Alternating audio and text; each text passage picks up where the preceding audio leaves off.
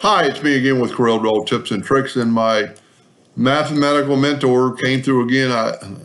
I knew he was going to chime in. Yesterday I was having trouble, and if you didn't watch the first couple of videos, making this circle perfect without really measuring it because I couldn't really figure out what to measure. Well, after he sent me the video or a text, I thought you could do a little bit different. We know this circle is 2.05. Take the parallel dimension tool and go from there to there, and you got 1.75. It's actually 1.75, I moved it. And then add that, you get 2.775 times 2 is 5.55. It's a little bit big because your measurements are off, quite possibly. So his suggestion was to take a 2-point line and go from that node to that node. Now, here's the problem. You can't extend that node, but now that you've got it, you can extend that node. And I'm actually going to extend it past there. I'm going to chop off that end of it.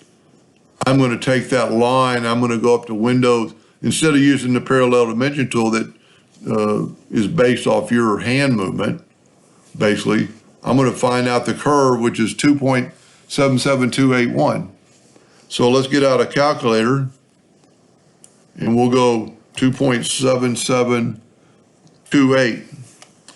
Hit OK, or times 2 to get the double of this circle. And you get 5.54. So we can actually cut that into our circle or cut and paste it. Let's make an ellipse. Go right here and take that away and paste in 5.546 and hit enter. And then hit P.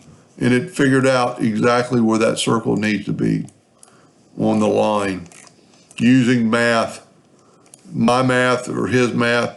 If you notice, mine is a little bit bigger, but that's just because of you're measuring twice and this you're only measuring once, quite possibly. And like I said, the calculator is going to do it better than your hand movement. You could see, just a little bit of a hand movement in the wrong way. If you take that from that node there and look at 7.375, if you're not exactly on that node, it can change just a minute little bit. Anyway, I hope that helped. Thank you for watching.